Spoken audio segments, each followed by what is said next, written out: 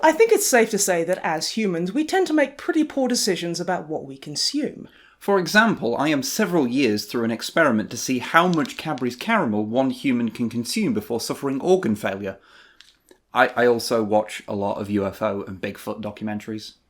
I was thinking of putting all this to good use and making a video, or a series of videos, about those subcultures because, as an outsider, they're super fascinating and maybe I still will, but all that got derailed when I watched a reality game show from 2014 that is truly a work of art. $10 million Bigfoot Bounty. And once I watched it, I knew I had to drop everything, drag Snipe into it, and make this video instead because this is a masterpiece. This is Sasquatch. The basic premise of the show is that 9 teams of Bigfoot hunters compete against each other trying to find evidence of the elusive cryptid. If any of them find solid evidence, then they win $10 million. Which means, as a viewer in 2021, you go in knowing that nobody's gonna win the $10 million bounty. I'd call that a spoiler, but I assume we're all aware that a show in 2014 did not provide unequivocal proof of Bigfoot's existence. The jury's still out vis-a-vis Sasquatch. Nor is that us saying that Bigfoot doesn't exist, because frankly, whether they do or don't is irrelevant to this video, since this show is constructed in such a way that means that even if Bigfoot were out there, there'd be no chance of anyone finding anything anyway. Each episode plays out in a very familiar way. The teams all partake in a challenge, with the winner getting an advantage in the main event. The main event here being the teams going out into the wilderness to look for any scintillating signs of a secret Sasquatch. Whatever evidence they find is then judged by experts, and the team that produces the worst evidence is eliminated. This is all peppered with scenes of the teams chatting and bickering for added drama. It's basically Drag Race, but more outdoorsy, and with less fracking.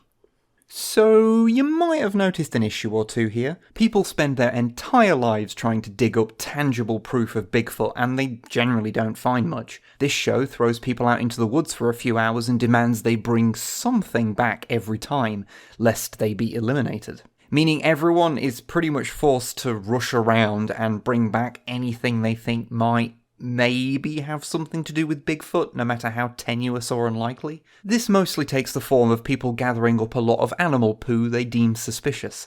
What separates suspicious poo from regular poo? No idea. And yeah, we're not showing it on screen right now because it's all a bit gross, but there is a lot of fecal matter manipulation in this show, so consider this your warning going forth, as we won't be able to fully avoid it in the footage we show. And speaking of large piles of the show is presented by Dean Cain, which is a shame. Someone on Twitter suggested that since our regular series is called Codex Compliant, that we should call this video Cryptid Compliant. And I hate that you're all better at our own branding than we are. Anyway, let's go through the first episode to give you a bit of an idea of how it all works in practice. But first, we need to introduce you to the 9 teams. There's Stacy and Dave, true believer squatchers. Matthew and Julie, wildlife photographers, and, well, their name card says friends, but we don't actually see much evidence of that in the show. I'm done talking about it. I mean, it's not going to change anything. You won't even have a conversation? I'm not a very friendly forest person. Michael and Kat. Michael's the kooky one, and you can tell this by the fact that he is allergic to shoes. Travis and January, don't worry about them, they are eliminated in the first episode. Justin and Ro. Ro runs a Bigfoot website, and, well, we'll get back to Justin. Kirsten and Shaney, bow hunters and Bigfoot skeptics. Dan and Dave, a pair of brothers, one of which claims to have actually seen a Bigfoot. Donnie and Donnell, a father and son team of hunters. And finally, Dax and Richter. They like Star Wars. Look at this. This place looks like Endor, doesn't it? Yeah. With all the big logs and trees. The shield generator should be just past that landing platform. Yeah. The challenge for the teams at the beginning of episode 1 is that they give everyone a gun and ask them to shoot random animals with darts to take tissue samples, essentially to prove that they'd be able to get DNA from a Bigfoot should they encounter one, although realistically all they're doing is running around with dart guns whilst being dicks to animals for no good reason. Anyway, Justin does this. You may take off my coat and roll in mud. I think it's cow. Just get a little bit, eat a little bit. That's hardcore. So, yeah, that's a thing that happens.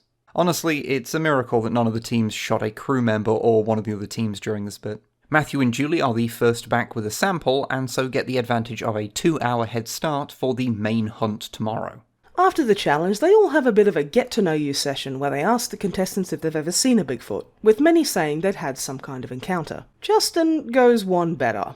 I've shot and killed 2 of them. Which is...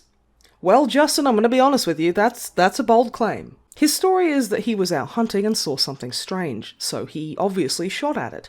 2 little ones ran out after that, and he decided that he was going to try and kill one of those as well, for proof. So he shot it in the neck, and when it didn't die instantly, he choked it to death. You know, all perfectly normal actions for a person to do, nothing worrying about that at all. I choked it to death. He says he had various samples which were tested and came back as feral human.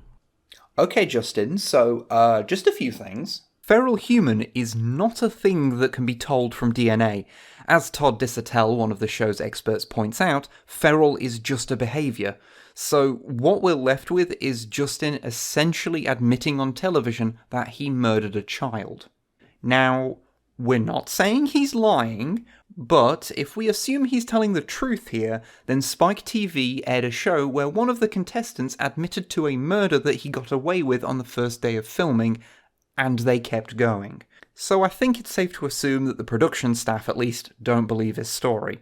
True, he has passed a polygraph, but, well, polygraphs aren't actually very good at, well, much, really.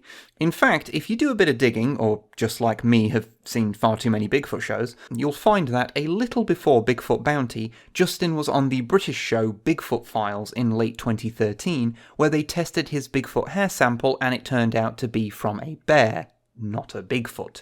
I put it through the DNA test, and it turned out to be a bear after all that. That show also showed off a taxidermied Nazi Yeti, and no, I don't want to add any more context to that because it's funnier when you don't know. Given the nature of TV production, even though Bigfoot Files was aired before Bigfoot Bounty, we're not sure which of the shows was filmed first, but it doesn't look good for Justin's story either way. It's also notable that in a more recent interview from 2017, he doesn't mention DNA testing at all, which on his part is probably wise. Also, the other guy in this video is Chuck Tester. You know, the guy from those memes a decade ago. I feel so old. On an unrelated note, they never let any of the teams have guns again after this episode. I wonder why. I choked it to death. The next day, they go out on the main hunt. What follows is a bunch of people wandering around the woods labelling anything and everything they find as possible proof of Bigfoot. This might be a cave or any other manner of detritus left strewn across the wilderness, much of which the contestants are very confident is proof of something. Also, Michael rubs elk poo in his hair and Dax waves a lightsaber around to attract a Sasquatch. You know, all very, very standard Bigfoot hunting stuff.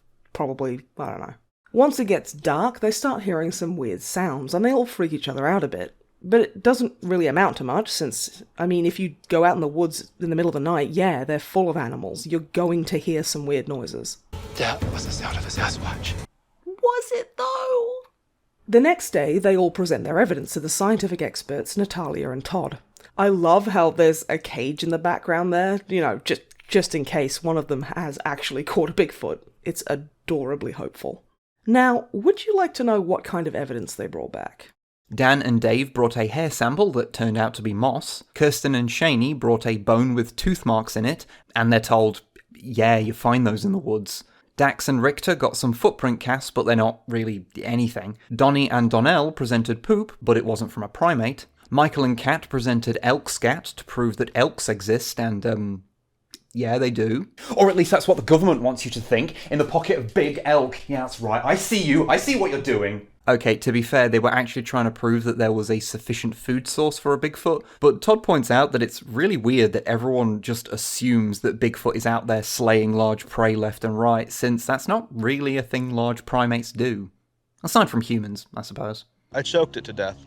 Matthew and Julie and Stacy and Dave also brought back poop, but neither of the samples had DNA in it. Justin and Ro brought back some pine seeds that had been nibbled on in a cave, which doesn't really prove anything.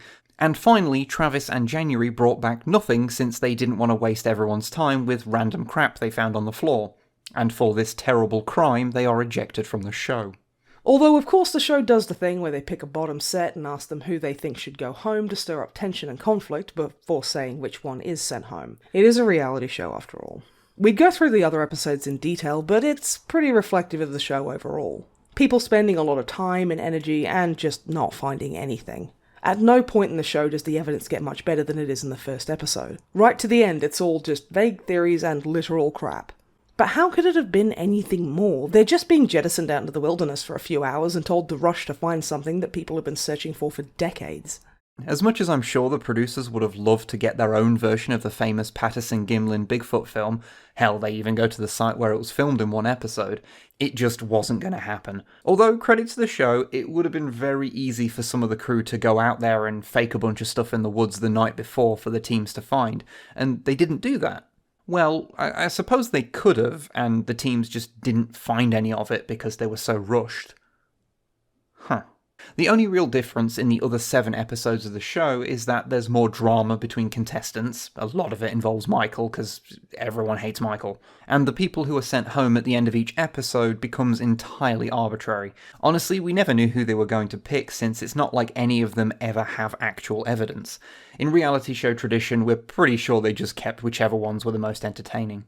Although, if you want some highlights from the rest of the show's run, Michael eats some ants from inside a big pile of dung, much to Kat's displeasure. Don't eat that. But they're so yummy. Not from the poop. Not from the poop. Under a log, I can stand, Mike, not from a pile of poop. Stacey and Dave use Kirsten and Shani as bait and say this iconic line? If they were on their period, that would be awesome. Unfortunately, right now, none of them are on their period, so we have no tampons. At one point, Kat sees something move in the dark, probably a cow, and everyone convinces her it was definitely a Bigfoot. In one episode's challenge, they all bait and lay traps to catch an animal, and not a single team manages to catch anything. Oh, and in one episode, a team accidentally films another one and then presents it as evidence. Although, if you want some classic roasting from a reality show judge, the one that sticks with us most is when Justin and Ro bring back some crap they were sure was from a Bigfoot, and Todd, the expert, says this. I ran a DNA test on this sample, and the analysis of this, like many of your stories, it's horse. Also, all the women, but Kirsten and Shani especially, have to put up with a lot of misogyny of both the low and high-key variety as the show progresses. Which genuinely sucks. Like, they're already on $10 million Bigfoot bounty, you don't need to make things worse by being a dick about it. There's also a lot of theories and Bigfoot finding tactics brought up. From Bigfoot structures to randomly whooping out in the woods.